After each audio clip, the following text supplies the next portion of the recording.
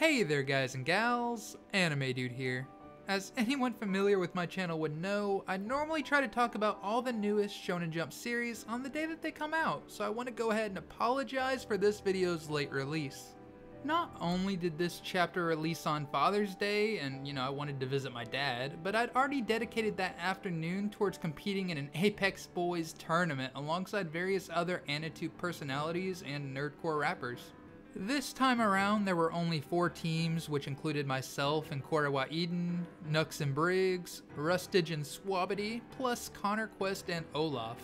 But despite there only being 4 teams this time around, it was a blast, and on top of doing tournaments like this every few weeks or so, I stream nearly every day over at twitch.tv/theanimeDudeYT, so go drop a follow on there if you don't want to miss out on future fun. I already owe a 24-hour stream, and I'll likely do it on the 4th of July weekend, so I figured I'd go ahead and announce it just in case you want to see me suffer.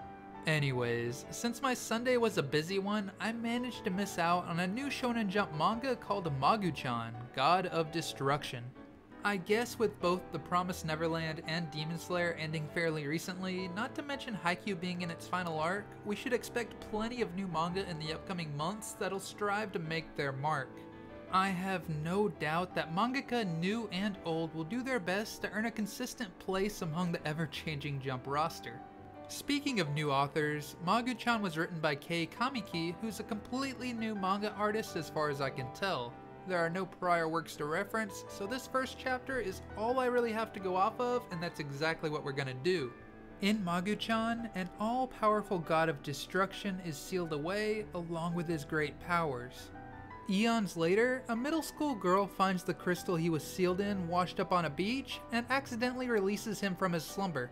However, most of his powers are still sealed away, and thus he isn't judged as a threat, and she saves him a number of times. Looking ahead, this seems to be the tale of how she'll gradually befriend an almighty yet arrogant being that only knows how to rule through fear, as that same being gradually opens its eyes to the possibility of relationships aside from master and servant. This story, where a god of destruction is humbled by a middle school girl, is full of gags, and I have no doubt that the growth of their friendship is going to be humorous at times. But if I had to judge this series off of just one chapter, I'd put it towards the bottom of Jump alongside Mori King, and I don't see either lasting too long. The only aspect that made me chuckle even a bit was the pure, unfiltered arrogance that came from Mugi-chan despite his current inability to do simple things like vacuum. We saw that he still has the ability to destroy things that annoy him, rest in peace Phone-kun, but I still think the series is going to focus on his gradual realization about how much more there is to life. All in all, I'm really not that impressed just yet. Of course, it's impossible to fully tell from just one chapter, but this story really doesn't have a lot that it's inspired me to want to talk about. Maybe it's just not for me. But I'd love to hear what you think about it down in the comment section below.